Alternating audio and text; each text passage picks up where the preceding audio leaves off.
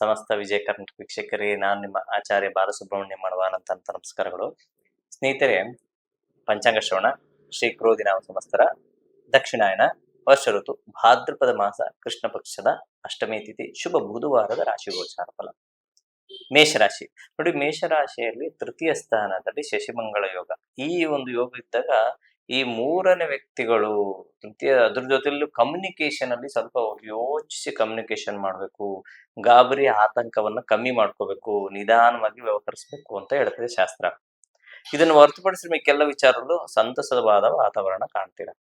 ನೀವು ಪ್ರಮುಖವಾಗಿ ಮಾಡಬೇಕಾಗಿರುವಂತದ್ದು ಲಕ್ಷ್ಮೀ ನಾರಸಿಂಹರ ಒಂದು ಸ್ಮರಣೆ. ಕೇಸರಿ ವರ್ಣ ಶುಭ. ಮುಂದಿನ ರಾಶಿ ವೃಷಭ ರಾಶಿ. ವೃಷಭ ರಾಶಿಯಲ್ಲಿ ಜನನವಾಗಿರೋರಿಗೆ ಏನೋ ಒಂದು ರೀತಿಯಾದಂತಹ ಲವಲವಿಕೆ, ಹಣಕಾಸಿನ ವಿಚಾರದಲ್ಲಿ ಸುಧಾರಣೆ, ಸಾಂಸಾರಿಕ ವಿಚಾರದಲ್ಲಿ ಒಂದು ಒಳ್ಳೆಯ ಮಾತುಗಳನ್ನಾಡುವಂಥದ್ದು, ಒಳ್ಳೆಯ ವಿಚಾರಧಾರೆಯನ್ನ ಪ್ರಸ್ತಾಪ ಮಾಡುವಂಥದ್ದು, ಈ ರೀತಿಯಾದಂತಹ ಒಂದು ಒಳ್ಳೆಯ ದಿನವನ್ನ ಖಂಡಿತ ನೀವು ಕಾಣಬಹುದು. ನೀವು ಮಾಡಬೇಕಾಗಿರುವಂಥದ್ದು ಸಾಕ್ಷಾತ್ ಸುಬ್ರಹ್ಮಣ್ಯನ ಸ್ಮರಣೆ, ಕೆಂಪು ವರ್ಣ ಶುಭ. ಮುಂದಿನ ರಾಶಿ ಮಿಥುನ ರಾಶಿ. ಮಿಥುನ ರಾಶಿಯಲ್ಲಿ ಜನನವಾಗಿರುವವರು ನೋಡಿ, ಇವತ್ತು ಆತುರ ಸ್ವಭಾವವನ್ನು ಕಮ್ಮಿ ಮಾಡ್ಕೋಬೇಕು. 2 ವೀಲರು 4 ವೀಲರು ಇವ್ರು ಓಡಿಸುವಂಥವ್ರು ಅಷ್ಟೇ ನಿಧಾನವಾಗಿ ಓಡಿಸಿದ್ರೆ ತುಂಬಾ ಒಳ್ಳೇದು. ಮತ್ತೆ ಅದ್ರ ಜೊತೆಗೆ ಭೂಮಿ ವಿಚಾರದ ಏನಾದ್ರೂ ವ್ಯವಹಾರ ಮಾಡ್ಬೇಕಂದ್ರೆ ಸ್ವಲ್ಪ ಯೋಚನೆ ಮಾಡಿ ವ್ಯವಹರಿಸಿದ್ರೆ ತುಂಬಾ ಒಳ್ಳೇದು. ಒಂದು ರೀತಿಯಲ್ಲಿ ಹೇಳ್ಬೇಕಂದ್ರೆ ಒಂದು 50-50 ಆದಂತಹ, ಅಂದ್ರೆ ಶುಭ ಅಶುಭ ಎರಡೂ ಸಮತೋಲನವಾಗಿರುವಂತಹ ದಿನ ನಿಮ್ಮದಾಗಿರ್ತದೆ. ಏನ್ ಮಾಡ್ಬೇಕು?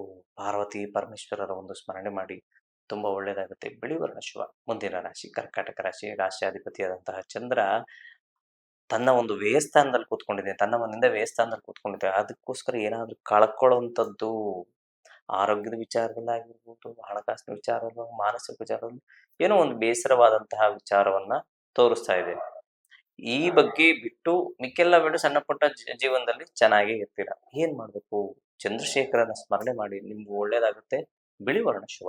ಮುಂದಿನ ರಾಶಿ ಸಿಂಹರಾಶಿ. ಸಿಂಹರಾಶಿಯಲ್ಲಿ ಜನನ ಅನಿರೀಕ್ಷಿತವಾಗಿ ಲಾಭವನ್ನು ಗಳಿಸುವಂಥದ್ದು.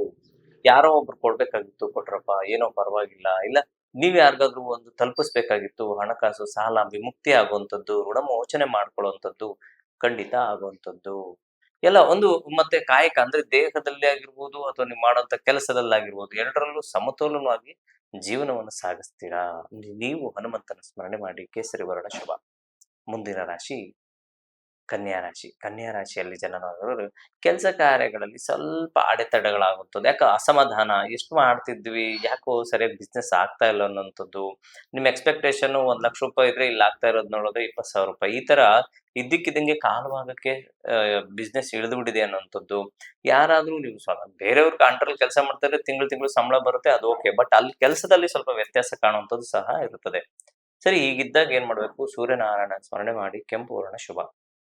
ಮುಂದಿನ ರಾಶಿ ತುಲಾರಾಶಿ. ತುಲಾರಾಶಿಯಲ್ಲಿ ಜನನವಾಗಿರೋರಿಗೆ ಹಿರಿಯರಿಂದ ಸ್ವಲ್ಪ ಮಾರ್ಗದರ್ಶನ, ಅಂದ್ರೆ ಹಿರಿಯರ ಮಾತುಗಳನ್ನ ನೀವು ಕೇಳ್ಬೇಕು. ಇವತ್ತು ಕೇಳದೆ ಏನಾದ್ರೂ ನೆಗ್ಲಿಜೆನ್ಸಿ ಮಾಡಿದ್ರೆ ಖಂಡಿತ ಸಮಸ್ಯೆ ಕಟ್ಟಿಟ್ಟ ಬುತ್ತಿ. ಯಾರೋ ಒಬ್ರು ಏನೋ ನಿಮ್ಗೆ ಒಳ್ಳೆ ವಿಚಾರ ಹೇಳ್ತಾ ಇದ್ರೆ ಕೇಳುವಂತ ಪ್ರಯತ್ನ ಮಾಡಿ, ಇದೊಂದೇ ತುಂಬಾ ಮುಖ್ಯ. ಆ ಕಾರಣದಿಂದ ನೀವು ಮಾಡ್ಬೇಕಾಗಿರುವಂತದ್ದು ಹನುಮಂತನ ಸ್ಮರಣೆ, ನೀಲಿ ವರ್ಣ ಶುಭ. ಮುಂದಿನ ರಾಶಿ ವೃಶ್ಚಿಕ ರಾಶಿ. ವೃಶ್ಚಿಕ ರಾಶಿಯಲ್ಲಿ ಜನನವರು ನೋಡಿ, ಯಾರ ವಿಚಾರ, ಹಣಕಾಸಿನ ವಿಚಾರದಲ್ಲಿ ಪ್ರಮುಖವಾಗಿ ಯೋಚನೆ ಮಾಡಿ. ಅದ್ರ ಜೊತೆಗೆ ಯಾರಿಗಾದ್ರೂ ಕೊಟ್ಟು ತೆಗೆದುಕೊಳ್ಬೇಕಂತ ಶ್ಯೂರಿಟಿ ವಿಚಾರ, ಚೆಕ್ ವಿಚಾರ ಸ್ವಲ್ಪ ಯೋಚಿಸಿ. ಅಣ್ಣ ತಮ್ಮಂದ್ರ ಜೊತೆಗೆ ಮುನಿಸುಗಳನ್ನು ಬೇಡ, ಫ್ರೆಂಡ್ಸ್ ಜೊತೆಗೆ ಕೋಪತಾಪಗಳು ಬೇಡ. ಸಮಾಧಾನದಿಂದ ಇರಿ. ಸುಬ್ರಹ್ಮಣ್ಯನ ಸ್ಮರಣೆ ಮಾಡಿ, ಕೆಂಪು ವರ್ಣ ಶುಭ. ಮುಂದಿನ ರಾಶಿ ಧನುಸು ರಾಶಿ. ಧನುರಾಶಿಯಲ್ಲಿ ಜನನವಾಗಿರೋರಿಗೆ ಸ್ವಲ್ಪ ಪತಿ ಪತ್ನಿ ಸಮಾಧಾನದಿಂದ ಜೀವನವನ್ನು ಸಾಗಿಸಿದ್ರೆ ಒಳ್ಳೇದು. ಇವತ್ತು ಸಣ್ಣ ಪುಟ್ಟ ಕೆಲಸ ಕಾರ್ಯಗಳಿಗೂ ಘರ್ಷಣೆ ಒಳಗಾಗ್ತೀರಾ. ಅಂದ್ರೆ ಕುಟುಂಬದಲ್ಲಿ ಪ್ರಮುಖವಾಗಿ ಪತಿ ಪತ್ನಿಯಲ್ಲಿ ಇವತ್ತೇನ್ ಸ್ವಲ್ಪ ಸೈಲೆಂಟ್, ಅಪ್ಪ ಸರಿನಪ್ಪ, ಏನೋ ಸರಿ, ಎಲ್ಲ ಒಳ್ಳೇದಾಗಿದೆ, ಎಲ್ಲ ಒಳ್ಳೇದಾಗ್ತಾ ಇದೆ ಅನ್ನೋ ಒಂದು ಭಾವನೆಗಳಲ್ಲಿ ಜೀವನದ ಆತುರ ಸ್ವಭಾವ ಬೇಡ. ಏನ್ ಮಾಡ್ಬೇಕು? ನೀವು ವಿನಾಯಕನ ಒಂದು ಸ್ಮರಣೆ ಮಾಡಿ, ಹಸಿರು ವರ್ಣ ಶುಭ. ಮುಂದಿನ ರಾಶಿ